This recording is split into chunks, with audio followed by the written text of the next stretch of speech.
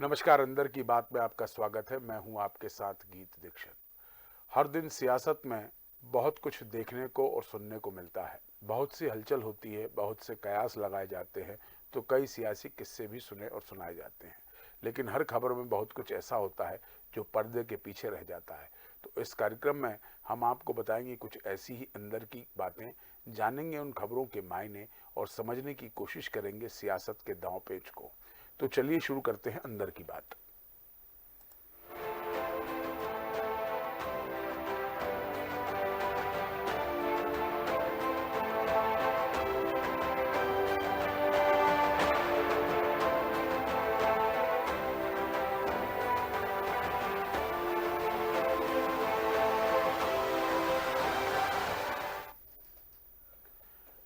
सियासत के दौर में अंदर की बात में आज करेंगे भाजपा के सदस्यता अभियान को लेकर चर्चा।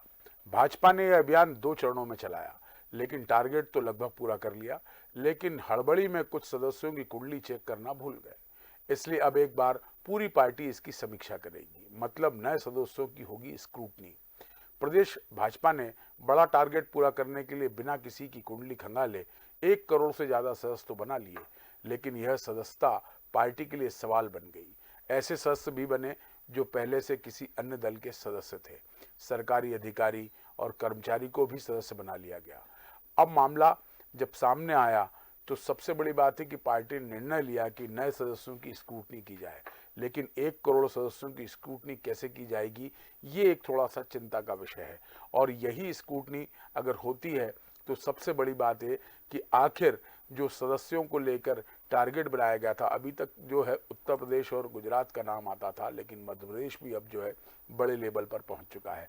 मध्य प्रदेश में जिस तरह से सदस्यता अभियान को लेकर कार्यक्रम चलाया गया, जिस तरह से तमाम नेता, खासकर बात करें मुख्यमंत्री से लेके प्रदेश अध्यक्ष और तमाम मंत्री और तमाम कार्यकर्ता इस अभियान में जुटे रहे, सदस्य तो बन गए, लेकिन ये हड़बड़ी के चक्कर में हुआ ये कुछ यूं कि जो है किसी की कुंडली नहीं तलाशी गई। कुंडली तलाश लेते तो शायद ये गड़बड़ ना होती, और ये गड़बड़ अगर नहीं होती तो मुझे लगता है ये सारा मामला इस मामले में आकर रुकता नहीं। और यही कारण है कि अब स्कूटनी करने की तैयारी कर ली गई। स्कूटनी में ये तलाशा जाएगा कि आखिर जो पहले से ही किसी दल के सदस्य हैं वो कैसे सदस्य बन गए। दूसरा, जो आपराधिक प्रवृत्ति के लोग हैं उन्हें कैसे दूर किया जाए। और तीसरी जो सबसे महत्वपूर्ण बात है कि जो सरकारी कर्मचारी अधिकारियों को जो सदस्य बनाया गया है उनकी भी स्कूटनी की जाएगी। अब उसके बाद देखना होगा कि आखिर क्या सदस्य की संख्या कितनी रह जाती। जो भाजपा संगठन ने तय किया था, क्या वो टारगेट पूरा हो गया या वो टारगेट पूरा नहीं कर पाए, ये देखने वाली बात होगी। लेकिन सबसे बड़ी बात है कि भाजपा ने अपने इस अभियान को पूरी एकरूपता और एकाग्रता से पूरा चलाया। और एकाग्रता के साथ करने के साथ ही ये बात तो देखिए, कब अगर कोई बड़ा काम करते हैं तो बड़ा काम करने में थोड़ी सी हीला हवाली होती है। इस हीला हवाली को हम लापरवाही तो नहीं कहेंगे, इसमें कह सकते हैं कि बहुत सारा लबाजमा इसमें काम करता है। और इस लबाजमे में कुछ लोग कहीं ना कहीं ये त्रुटि होती है, और इसी त्रुटि को दूर करने के लिए अब भाजपा सस्ता अभियान की स्कूटनी की तैयारी की गई है। तो आज इसी पर अंदर की बात में चर्चा करेंगे। हमारे साथ 2 वरिष्ठ पत्रकार भानु प्रकाश चौबे जी और अशोक शुक्ला जी जुड़ गए हैं। आज इन्हीं से समझेंगे भाजपा के सदस्यता अभियान को लेकर जो स्क्रूटनी की तैयारी की गई है वो आखिर कैसी होगी। दोनों ही वरिष्ठ पत्रकारों का स्वागत है। शुक्ला जी, सबसे पहले मैं आपके पास आऊँगा। भाजपा में इतनी हड़बड़ी क्यों हो गई कि कुछ सदस्य जो दूसरे दल के थे वो भी बना लिए गए, और उसके बाद कर्मचारी अधिकारियों को बना लिया गया, और सबसे बड़ी बात है कि अपराधियों को भी सदस्य बनाए जाने की जानकारी आ गई है। तो क्या स्कूटनी से पूरा मसला हल हो जाएगा शुक्ला जी? चलिए, मैं इसी इसी बात को जो है चौबे जी से समझूंगा। चौबे जी, आपने मेरा सवाल सुन लिया होगा। क्या इन तीनों मामलों में जो स्कूटनी होगी इससे पूरी भाजपा की समस्या का हल हो जाएगा? चलिए, माफ़ करिएगा, दोनों से ही हमारा संपर्क टूट गया है। दोनों हमसे फिर जुड़ेंगे। तो देखिए, सबसे बड़ी बात है कि स्कूटनी को लेकर आखिर क्या स्ट्रेटजी की गई है, ये तो अंदर की बात नहीं पता है। लेकिन ये अंदर की बात, सबसे बड़ी बात है कि भाजपा को इस बात की चिंता होने लगी कि जिस तरह से पार्टी के सदस्य बनाए गए हैं उसमें जो गलतियां हुई हैं उस गलती को सुधारने के लिए अगर स्क्रूटनी की जाती है, लेकिन 1 करोड़ सदस्यों की स्क्रूटनी करना कोई छोटा मोटा काम नहीं है, संगठन का बड़े लेवल का काम होगा। इसमें तमाम नेताओं को या कार्यकर्ताओं को लगाया जाएगा और फिर एक एक की कुंडली खंगालना, एक एक की कुंडली खंगालने के लिए तो इसमें देखा जाएगा। चलिए एक बार फिर जो है भानु चौबे जी हमसे जुड़ गए हैं। भानु जी आपका बहुत स्वागत है। भाजपा ने ताबड़तोड़ 1 करोड़ सदस्य तो बना लिए सदस्यता अभियान के तहत, लेकिन कुछ गलतियां हो गई, जैसे कर्मचारी अधिकारियों को सदस्य बना लिया, आपराधिक पृष्ठभूमि के लोगों को सदस्य बना लिया और कुछ राजनीतिक दलों के जो अभी भी सदस्य हैं उनको भी सदस्य बना लिया। क्या स्क्रूटनी करने से ये मसला हल हो जाएगा चौबे जी? स्क्रूटनी करना तो अब उसका गलती को सुधारने का एक माध्यम कह सकते हैं, एक छोटा सा माध्यम है स्क्रूटनी। लेकिन ये जिस तरह से लक्ष्य बढ़ा दिया गया, ये जानते हुए कि इसमें हजारों लाखों कार्यकर्ता शामिल होंगे जो सदस्य बनाएंगे, उसकी कोई विधिवत व्यवस्था नहीं की गई। एक लक्ष्य दे के मैदान में छोड़ दिया गया भीड़ को, तो उसमें तो ये गलतियां होनी ही थी। खास करके ये ध्यान रखना जरूरी था कि आजकल राजनीतिक दल में कौन ज्यादा जाना चाहता है। भले आदमी कितना जाना चाहते हैं, सामान्य नागरिक कितना जाना चाहते हैं, असामाजिक तत्व कितने जाना चाहते हैं, आप अगर अंदाज लगाएंगे तो कैसे लोग आ रहे होंगे हमको समझ में आ जाएगा। और भाजपा इसको आंकने में, इसको अनुमान लगाने में या तो विफल रही या वो जानती थी कि ऐसा होगा तो होने दीजिए, हमको कुछ फर्क नहीं पड़ता, हमारा लक्ष्य जो है वो हम अनाउंस करेंगे और सफलता को अनाउंस करेंगे कि 1 करोड़ बना लिए, 1.5 करोड़ बना लिए, कैसे भी बन जाए और चलेगा। आज में हो सकता है कि 1 करोड़ निकालना पड़े और 50 लाख रह जाए, तो ये तो तमाशा हो गया और कुछ नहीं हुआ। सबसे बड़ी बात यह है, देखिए चौबे जी आपने बात बहुत माकूल और मुकम्मल कही है, लेकिन इसमें एक बात और कि ये देखिए हड़बड़ी के कारण ऐसा हुआ है या टारगेट अचीव करने के कारण ऐसा हो गया है? नहीं, हड़बड़ी और बिना योजना के, बिना कोई मैकेनिज्म तैयार किए और दूसरा ये जल्दी से दिखाना कि हम कहाँ बढ़ रहे हैं, इसकी जो हड़बड़ी है आला कमान को, ये गड़बड़ सब वहां से चालू हुई और इसका कोई दूसरा कारण हो ही नहीं सकता। चलिए आपकी ही बात को मैं अब अशोक शुक्ला जी समझूंगा। शुक्ला जी, आपने पूरा बात सुनी है, आप खुद सदस्यता अभियान को बहुत करीब से देखा है, आपने आपके क्षेत्र में भी बहुत सदस्यता अभियान बड़े लेवल पर चला था, लेकिन अब एक मामला सामने आ गया है। ये अंदर की बात है कि स्क्रूटनी के दौरान अब ये तलाशा जाएगा कि आपराधिक पृष्ठभूमि का कौन सदस्य बना लिया गया है, कर्मचारी अधिकारियों को सदस्य बना लिया है, और सबसे बड़ी बात है कि जो दूसरे दलों के लोग हैं जो वहाँ ऑलरेडी सदस्य हैं उनको भी भाजपा ने अपना सदस्य बना लिया है। तो क्या ये चूक कहेंगे कि ये कहेंगे कि टारगेट पूरा करने के चक्कर में ध्यान नहीं दिया गया, या जिन कार्यकर्ताओं को ये जिम्मेदारी दी गई थी उनने अपना टारगेट पूरा करने के लिए बस ये काम कर दिया? कई चीजें हैं देखिए जी इसमें, आप तो कुछ का जवाब तो आपने स्वतः दे दिया है कि जैसे कि एक लक्ष्य जब आपके लिए निर्धारित किया जाता है और पीछे से कोई आपको हाका लगा रहा है कि नहीं नहीं चलिए आपको यहाँ तक पहुंचना है, दौड़ना है, तो फिर आप ये नहीं देखते हैं कि रास्ते में किस तरह की बाधाएं आ रही हैं, आपके लिए वहां जाना उचित था या अनुचित था। तो यही स्थिति जो है, आप सदस्यता बनाने निकले थे और आपको एक बड़ा लक्ष्य दे दिया कि आपको कितने करोड़ आपको सदस्य बनाने हैं, तो आप उसमें छाट के अच्छे लोगों को सदस्य नहीं बना सकते। अभी भानु जी भी कह रहे थे कि राजनीति में ये देखना पड़ेगा कि जाना कौन चाहता है, और अगर कहीं कुछ ये चूक हुई है तो इसको हम ये भी नहीं कहते हैं कि ये चूक जो है अचानक हो गई है। अभी जो चुनाव हुए हैं जिसमें 173 विधायक जो बीजेपी के हैं उसमें कितने टिंटेड हैं, कितने दागी हैं, किसी भी तो हत्या का भी अपराध में प्रीतम लोधी है, उनके खिलाफ तो 302 का मामला है। इससे हमारे रामपुर विधानसभा क्षेत्र के विधायक, उनके खिलाफ 307 का मामला है। कितने विधायक ऐसे हैं कि जिनके खिलाफ गंभीर अपराध हैं, विचार ठीक है वो विचाराधीन है। तो मुझे लगता है कि खाने के दांत और हैं, दिखाने के दांत और हैं। जब कभी इस तरह के मामले सामने आते हैं तो फिर ये राजनीतिक दल आगे आकर जो है बड़ा आदर्श प्रस्तुत करने की कोशिश करते हैं। आप स्क्रूटनी कैसे करेंगे? आप स्क्रूटनी कैसे, किसी व्यक्ति का चरित्र आज कैसा है और कल उसका भविष्य में कैसा चरित्र हो जाएगा, इसकी गारंटी कौन लेता है? अथवा किसी का अतीत कैसा था और अब वो आपके साथ में आ रहा है या आपने उसको सदस्य बना दिया, तो जब सदस्य बनाने की एक बात चली थी और जब ये लक्ष्य दिया, और मुझे लगता है कि कहीं इसमें चूक नहीं है, क्योंकि अगर सत्ता में किसी सांसद गणेश सिंह ने कुछ लोगों को सदस्य बनाया है तो मुझे लगता है कि उसमें वो ज्यादातर लोगों को जानते होंगे। कोई व्यक्ति ऐसे किसी पार्टी का सदस्य थोड़ी ना बन जाता है। इसमें निश्चित तौर पर वही लोग होते हैं जो आपके परिचय के दायरे में होते हैं, जिनको आप जानते हैं, उन्हीं को तो आप प्रेरित करते हैं या उन पर आप दबाव बनाते हैं कि आइए आप पार्टी का सदस्य बन जाइए। ईमानदारी से लिखिए, आपके पास भी तो बड़ा लंबा अनुभव है पत्रकार। आप मुझे बताइए कि आज की तारीख में कोई सामान्य व्यक्ति क्या किसी दल का सदस्य बनने का इच्छुक रहता है क्या? वो जाएगा दौड़ के साथ? मुझे आप अन्ना आंदोलन की बात छोड़ दीजिए, उस समय बहुत से लोग जो है उसमें प्रेरणा से प्रेरित होकर जो है इस आंदोलन से जुड़ भी रहे थे और सदस्य भी बन रहे थे, आंदोलन का हिस्सा बन रहे थे।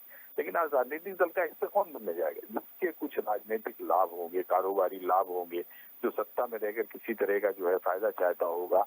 और ये जो जिनको ये जिम्मेदारी दी गई थी सदस्य बनाने के लिए, ये भी क्या है, ये सब राजनीतिक कारोबारी हैं। तो जब आप राजनीतिक कारोबार करने निकले हैं तो आपके सामने बड़े सीमित विकल्प होते हैं, आप छांट के लोगों को सदस्य नहीं बना सकते। तो ये गलती ऐसी नहीं है कि जिसको ये कहा जाए था कि इसके बारे में कोई जानकारी नहीं थी। ये चूक हो गई, अनायस हो गई। इनको सबको पता होता है कि हम जिसको सदस्य बना रहे हैं उसका चरित्र कैसा है, उसका कारोबार क्या है। तो कहीं हो सकता है कि 1% ऐसा भी हुआ हो कि अनजाने में कोई ऐसा व्यक्ति सदस्य बन गया हो जिसके बारे में न पता हो, लेकिन अधिकांश जो सदस्य बने हैं उनके बारे में बनाने वाला भी जानता था और बनने वाला भी जानता था। मैं अपने अपराध का सबसे बड़ा साक्षी हूँ। तो जिन्होंने सदस्य बनाया सबसे पहले वो खड़े होकर बताएं कि क्या हुआ, तो उनसे ये चूक हुई है अथवा उन्होंने जानबूझ के कृत्य किया है।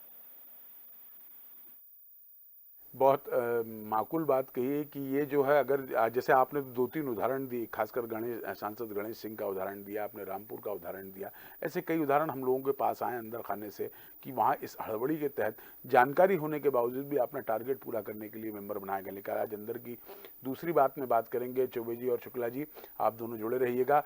अंदर की बात में आज दूसरी सियासी खबर की बात करेंगे जो बीना विधायक निर्मला सप्रे को लेकर है। भंवर में क्या निर्मला सप्रे फंस चुकी है या उनकी नाव फंस गई है? कांग्रेस छोड़कर भाजपा ज्वाइन करने वाली बीना विधानसभा सीट की विधायक निर्मला सप्रे असमंजस में है। उन्होंने लोकसभा चुनाव के दौरान पार्टी छोड़ने का निर्णय लिया था, लेकिन अब तक विधानसभा की सदस्यता से इस्तीफा नहीं दिया है। उनकी नाव कांग्रेस भाजपा के भंवर में फंस कर रह गई है।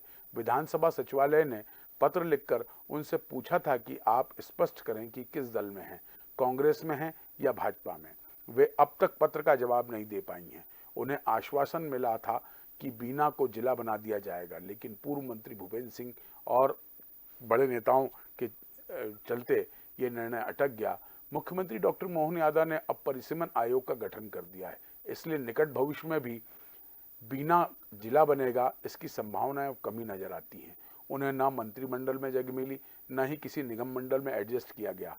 उनके पास अभी कांग्रेस में रहने का भी विकल्प खुला हुआ है, लेकिन देखने वाली बात होगी कि आखिर इस महीने ही उनको जवाब देना है और विधानसभा सचिवालय को वो क्या जवाब देती हैं। लगातार ये देखा जा रहा है। और सबसे बड़ी बात इसमें ये है कि अभी तक उन्होंने भाजपा की सदस्यता नहीं ली। अगर मध्य प्रदेश में देखा जाए तो मेरी दृष्टि में दूसरा उदाहरण होगा, क्योंकि अगर बड़वाह के विधायक सचिन बिरला की बात करेंगे तो उन्होंने भी ऐसे ही 2 साल इस मामले को लिंगर ऑन रखा था, लेकिन वो कभी भी कांग्रेस के मंच पे नजर नहीं आए। भाजपा के मंच पे तो कई बार नजर आए, लेकिन सदस्यता ना उनने ली थी और ना उन्होंने इस्तीफा दिया था।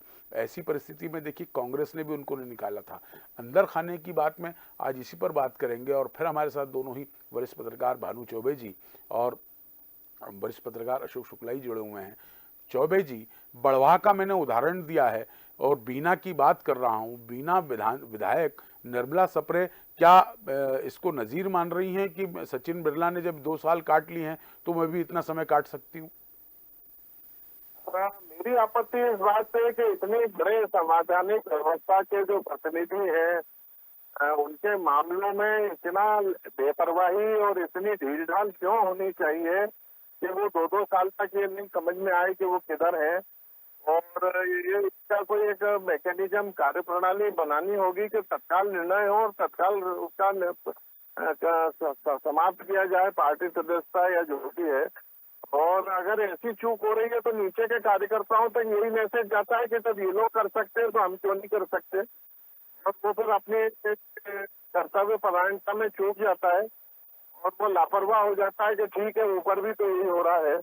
जैसे कि आप पार्टी में जब दल बदल से लेते हैं लोगों को तो आप भी नहीं देखते हैं, ले लिया तमाम आरोप है लेकिन वो धुल जाते हैं आके। तो नीचे कार्यकर्ता भी ये समझता है, तो पार्टी संगठन और लोकतांत्रिक संवैधानिक व्यवस्था को अचूक बनाने के लिए जरूरी है कि ये ऊपर के ये उदाहरण नहीं होने चाहिए, ये खत्म होने चाहिए।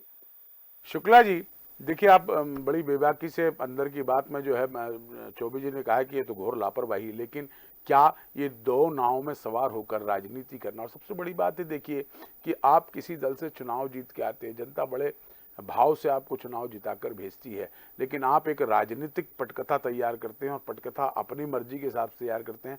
अब स्थिति ये बन रही है जो मेरी जानकारी में है कि अब वो इस्तीफा देने के पहले वहां बीना की जनता से पूछ रही हैं कि मुझे आखिर क्या करना चाहिए। हमारे देश में जो निर्वाचन की प्रक्रिया है उससे हम एक सिंबल को वोट देते हैं, और मुझे लगता है कि अगर इस देश में एक थोड़ी व्यवस्था ये हो जाए कि हम व्यक्ति को वोट दे रहे हैं या पार्टी को वोट दे रहे हैं। यहाँ दल बदल कानून भी है हमारे देश में, और इन्होंने जो इस्तीफा दिया है मुझे ठीक ठीक जानकारी नहीं है। इन्होंने स्पीकर को क्यों नहीं इस्तीफा दिया, अपना विधानसभा से इन्होंने सदस्यता से क्यों नहीं इस्तीफा दिया, और अगर इन्होंने इस्तीफा दे दिया था लोकसभा चुनाव के टाइम में तो इनको कांग्रेस पार्टी ने अब तक अपनी दल से इनको निकाला क्यों नहीं।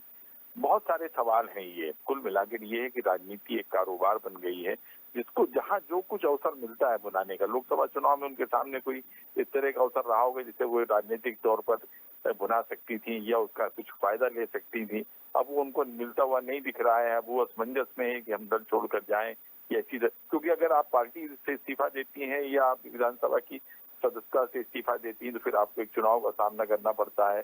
फिर वो क्या परिस्थिति बनेगी, आप जीतेंगे हारेंगे, बहुत सारे सवाल होते हैं।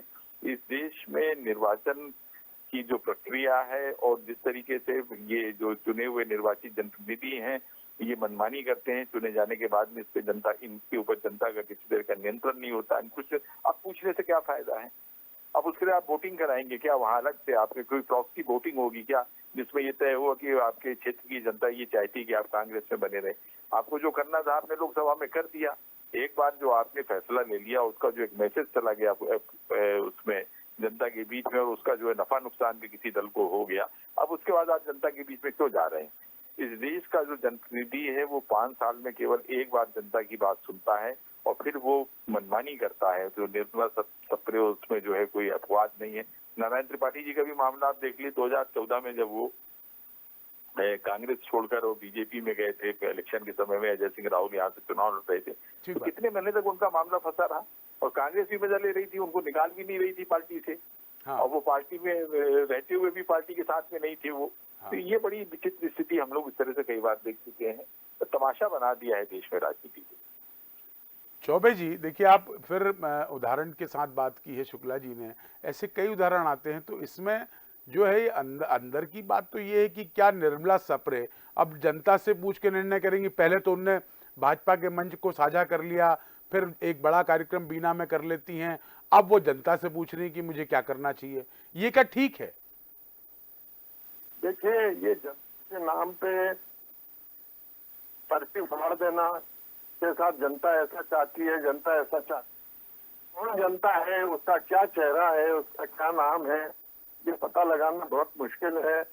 और इस तरह से ऐसे उदाहरणों के लिए कोई व्यवस्था डेवलप करनी पड़ेगी, या तो चुनाव आयोग को करनी होगी या कोई नई संस्था बनानी होगी तो ऐसे मामलों को निपटेगी। दरअसल ये शुरुआत वहां से होती है कि आप आज बीजेपी या कांग्रेस छोड़ के कल दल में आया आदमी, उसको टिकट दे दिया, वो जीत गया। कल तक वो जिसे गाली दे रहा था आज वो आपकी तारीफ कर रहा है। ये सब भ्रम और ये सब गड़बड़ वहां से चालू होती है और कार्यकर्ताओं को ये समझ में आ जाता है कि सब चलता है, और ये दूसरे नेता भी इस उदाहरण का लाभ उठाते हैं। और हमारे पास कोई कार्यप्रणाली, कोई मैकेनिज्म नहीं है कि ऐसे मामलों को रोका जा सके। और इस तरह से जो दुरुपयोग कहना चाहिए और अनुचित लाभ उठाना है सत्ता, प्रशासन और राजनीति का, वो बदस्तूर जारी रहता है। और हम चर्चा करते हैं कि इसका क्या हुआ, क्यों हुआ, और नतीजा कुछ नहीं होता और ये चलता रहता है। ठीक है, तमाम जानकारी साझा करने के लिए, खासकर अंदर की बात में आप लोगों की बेबाकी से अपनी बात रखने के लिए शुक्ला जी आपका बहुत धन्यवाद, और चौबे जी आपका धन्यवाद। तो अंदर की बात में आज हमने बात की भाजपा के सदस्यता अभियान को लेकर और बीना विधायक की नाव जो भंवर में फंस गई है उसको लेकर बड़ी अंदर की बातें दोनों अलग अलग तरह थी। एक तो भाजपा अब जो है बड़ा मेगा सदस्यता अभियान चलाकर जो है स्क्रूटनी की तैयारी करने लगी है, और वहीं निर्मला सप्रे अपने विधानसभा क्षेत्र के लोगों से पूछ रही हैं कि आखिर वो क्या करें, क्या, क्योंकि उनको इस बार इसी महीने, माफ करिएगा, इसी महीने उनको विधानसभा अध्यक्ष को जवाब देना है कि आखिर वो किस दल में है। क्योंकि विधानसभा अध्यक्ष सचिवालय से जो है तीसरा पत्र उनको जा चुका है, तीसरे पत्र में भी वो अपनी स्थिति अभी तक स्पष्ट नहीं कर पाई हैं। तो आज इन दोनों ही बातों पर, अंदर की बातों पर हमने बेबाकी से बात करी। कल फिर कल नए मुद्दे पर बात होगी। तब तक दीजिए मुझे इजाजत। देखते रहिए DNN न्यूज़। नमस्कार।